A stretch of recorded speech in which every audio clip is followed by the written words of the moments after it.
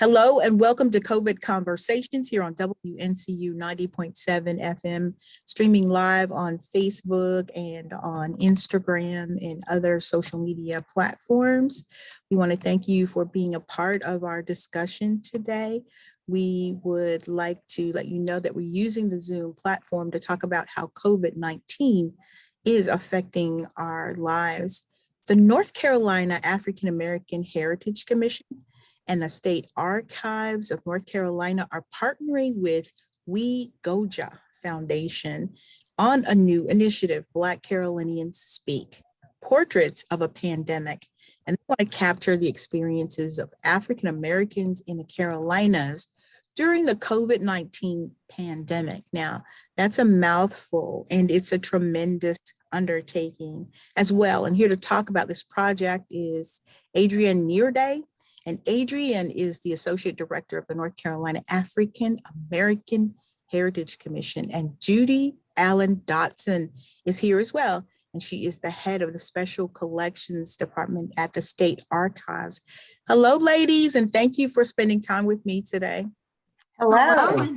Thank you for having us. You are so welcome. When I learned about this project, I was super excited, so much so that I just got in touch with you guys to say, you have to be on COVID Conversations and we have to talk about this amazing project. So first of all, would you talk about the partnering agencies just for a moment so we could get a brief picture of who is involved in this project?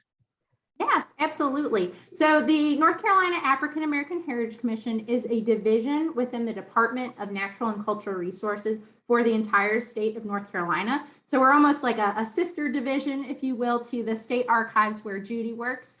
We ourselves work with a mission to preserve, protect, and promote North Carolina African American history, arts, and culture to all people. So that looks like a lot of different things. That looks like this project. That looks like some folks might know us from the North Carolina Green Book Project, as well as the North Carolina Civil Rights Trail.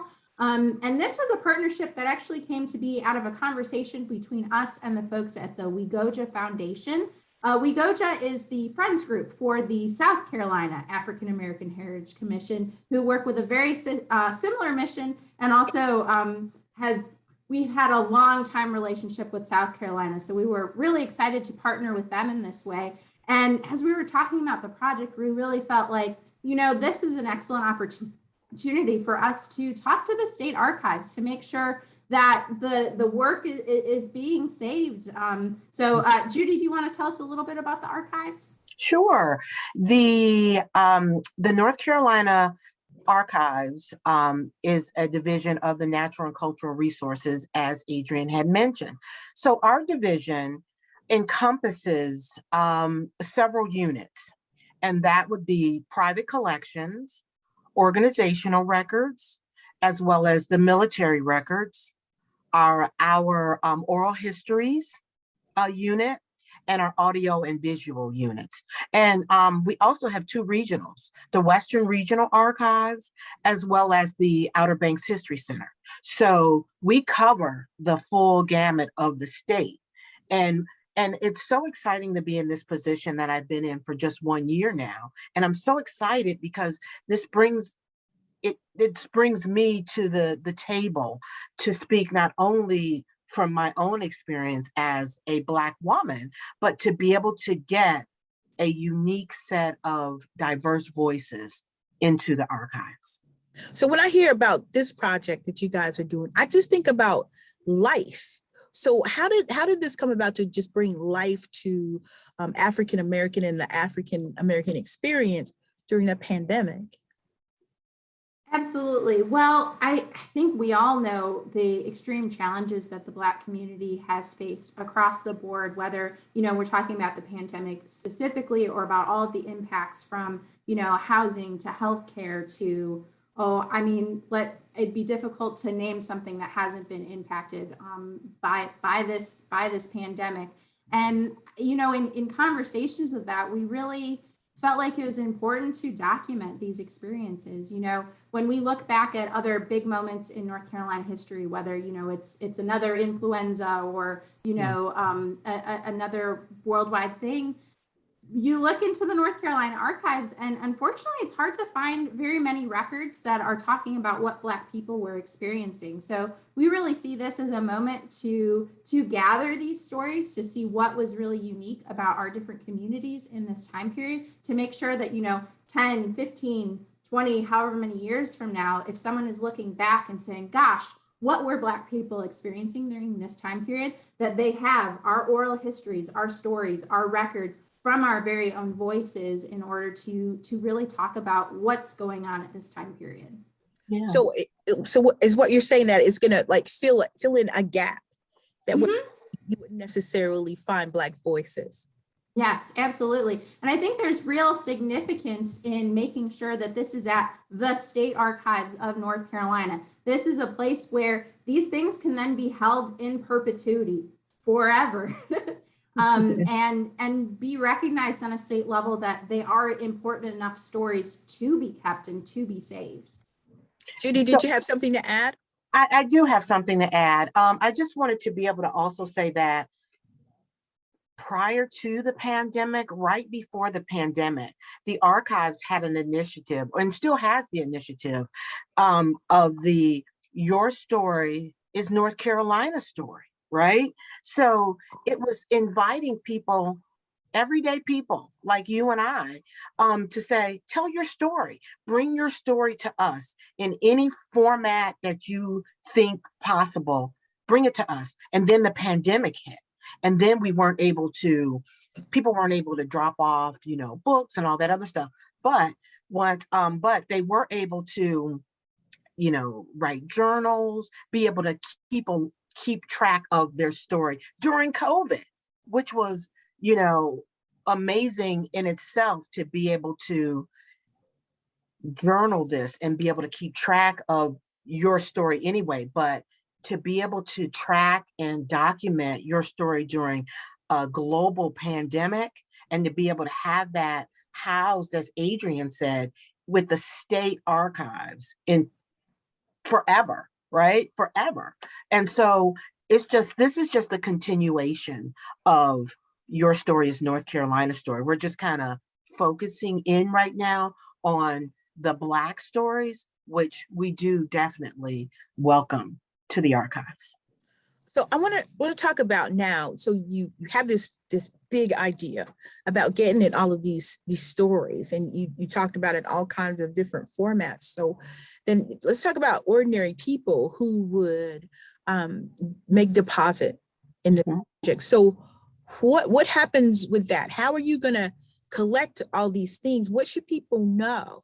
So what I want them to know is, I'm sorry, Adrienne, I didn't want to jump in. So, but once they contact us, and, we'll give you the contact information, those come directly to me. So I don't want them to think that they go off into some cloud somewhere. They come directly to me. And when I see what it is, for example, if it's someone recording an oral history of their grandmother or their mother or their sister or themselves, that would go to our oral historian, right? And that oral historian will take that information and be able to upload it into our database, and to be able to have it with the archives forever. If someone has a journal, they can send it to us electronically, or we'll take the physical copy. The electronic copy will be as well taken and put in our database. The actual physical copy of the journal would be housed in our stacks in the collection. Wow. Mhm. So, and if it was photographs, for example, yeah, our archivist in the audiovisual unit would take that and do the same thing. Either keep it in the stacks as physical photographs, or if they're like digital or electronic photographs, we would do the same thing. So my mouth is open, like, wow. Definitely. So are you calling on people from what age? So if I'm in high school and I want to tell my story, am I welcome? If I'm 95 and I've gone through all of these different experiences, am I welcome? Who's welcome? Absolutely. All of those ages and everyone in between. Because I think, as we talk about the importance of documenting it, the experience of, you know, an 18-year-old, a high school student, a college student, a senior, everybody in between. You know, we have all had various different impacts of, you know, what it's looked like going to school, being in the workplace, being retired, you know, any of those stories are the stories that we want to hear. And also too, I just wanted to add that it doesn't have to be anything enormous. Someone could say, I only have this coloring page. You know, if you're a student in 3rd grade and you have drawn and colored and documented your experience and what this pandemic has meant to you, we'll take that too, right? Give it to us. I want the children 100 years from now to say, look at what this 3rd grader did when they were in school and what they experienced, right? So all walks of life, you know, like what age group is, everyone is welcome, just like Adrienne said. Please, you know, I am almost begging you to send us, you know, your history. You know, this is something that is the gap. We want to help fill that gap in. And I guess people may be asking, does it have to be a pandemic story? It does not really, does it, Adrienne? I mean, really, anything that has kind of happened from 2020 on that you feel like documents how you have experienced this last now almost 2 years, we want to hear that story. And I think too that leans into, you know, really it can be any way that you feel comfortable. I don't want to have someone feel like, oh, I have to do like a formal stiff interview, or it has to be like the best writing or poetry or whatever it may be that I've ever written. We want to see what you have to say. We want to see your perspective and your story. And I want to emphasize too what Judy called out, that these entries are going directly to her. They're going directly to, you know, us Black women who are working at the North Carolina Department of Natural and Cultural Resources. It's not, we don't want to be this big scary entity that folks don't know about. You know, we are people who are experiencing these last couple of years alongside you, and we want to make sure that your story is heard. Yeah. So tell me, how can people add their stories? Is there some place already set up online, or can they mail it in? So how does that happen? Absolutely. So I would direct them to our website, which is aahc.nc.gov. And underneath our programs tab, there is a tab for Black Carolinians Speak. And through there, it has the links with all the different information of, you know, the different ways that they can submit, and, you know, a full listing of the different types of submissions. And hey, if you see something on there that you're like, well, I don't have a journal article, but I have something else that you think that you want to share, reach out to us. There's buttons all over the website, so you can reach out, and we can talk about it. So, okay, you've got all this information, all of it. It's just coming in from everywhere. So how do you begin to put it all together? And then where will it live after you've coordinated everything? Absolutely. Well, it's going to live in a couple of different places. So one of the big goals of this specific project that the funding from the 1772 Foundation is going towards is for us to build an online exhibit, a virtual exhibit that is documenting this experience. And the stories that we get from North Carolina are going to be combined with those from South Carolina, so that it is truly Black Carolinians Speak, you know, the perspective from both states. And you know, we want this to be accessible to folks online. So, you know, you can see and how other people are experiencing this. But additionally, they're going to be, you know, recorded and kept in the archives, as Judy was speaking to earlier. Yeah. So tell me more about the 1772 project. What is that?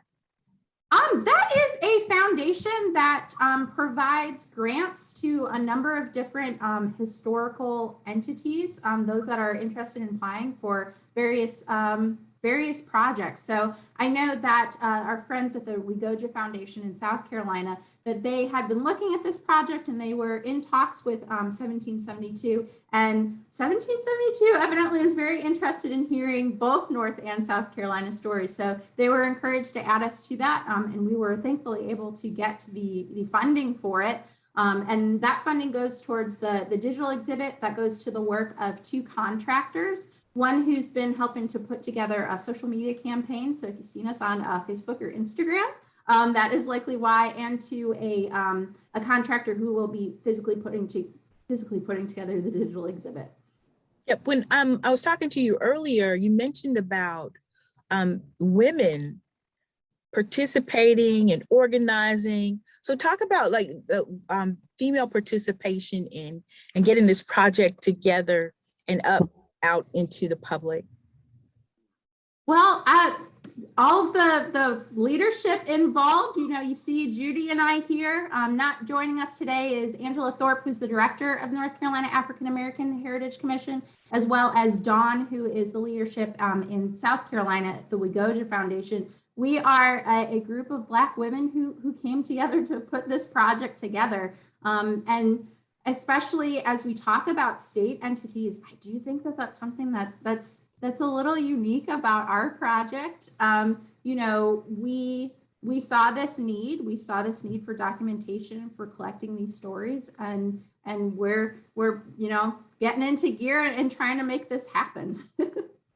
Good job. So what about at the end? How will people be able to access information from the project? And then what could it possibly be used for? I'm thinking about people maybe looking for their relatives or just, specific kind of topics that would have happened during this time that people would be interested in the future.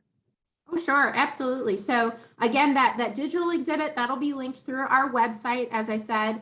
And then the research is endless that folks will be able to, do genealogy, be able to look up their relatives and ancestors. I always think about, folks who are in college, 5-10 years from now, who might be writing dissertations and papers and all kinds of things, to be, have these wonderful, what we call primary resources coming from the people who experienced this time period. So it's a wonderful resource to folks. Okay, Yeah. Go ahead, Judy. No, I was just going to say, and to be able to specify, in particular, Black voices, right? Like, a lot of times the Black voice or the of color voice is secondary. And so someone can do, hopefully, prayerfully, do research on our voices, and our experiences. And just like Adrienne said, as a dissertation, or it could be a high school project, or it could be, these elementary school children are so intelligent now, and we definitely will invite them to the archives to be able to come and research and know how to research. So let's start there, to be able to know how to research, to be able to do their dissertations or research papers when they get to high school and college and post-grad schooling. Very good. I'm so excited, and I'm looking very much forward to hearing more about your project as it progresses. And I want to thank both of you ladies for giving us information about Black Carolinians Speak Portraits of a Pandemic today. Absolutely. Thank you so much for having us. We're really grateful to be able to share it with you. Thank you so much for having us. You're very welcome. Adrienne Nirde, Associate Director of the North Carolina African American Heritage Commission, and Judy Allen Dodson, Head of Special Collections at the State Archives. Thanks again. And thank you, audience, for watching via YouTube and Facebook and Instagram, as well as listening on WNCU 90.7 FM. Be sure to like us. We want you to follow us. We want you to subscribe to our pages so you can see more of our archived shows. I'm Kimberley Pierce Cartwright, your host. Thank you for tuning in.